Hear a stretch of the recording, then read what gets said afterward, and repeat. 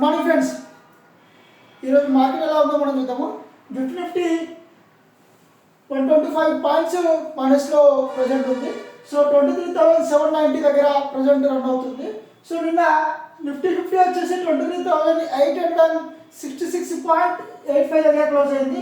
అలాగే సెన్సెక్స్ 76,863.71 దగ్గర క్లోజ్ అయింది. మనము Nifty supporting points, resistant points గురించి మాట్లాడదాము. ఫస్ట్ రెసిస్టెంట్ వన్ వచ్చేసి 23,880, దాని తర్వాత 23,920, దాని తర్వాత 23,980.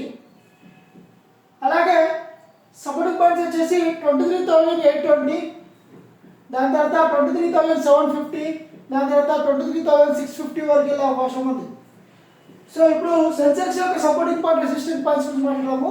ఫస్ట్ రెసిస్టెంట్ వన్ వచ్చేసి 77,000, దాని తర్వాత 77,100, దాని తర్వాత 77,325.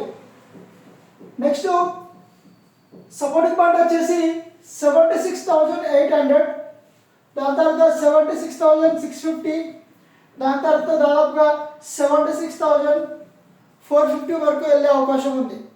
సో మార్కెట్ దాదాపుగా మార్నింగ్ ఒకవేళ 23,750 బిలో క్రాస్ అయిందంటే మనం డైరెక్ట్గా ఎక్స్పెక్ట్ చేయొచ్చు 23,650. మార్కెట్ అయితే ఈరోజు కొద్దిగా నెగిటివ్లోనే ఉంది. Thanks friends.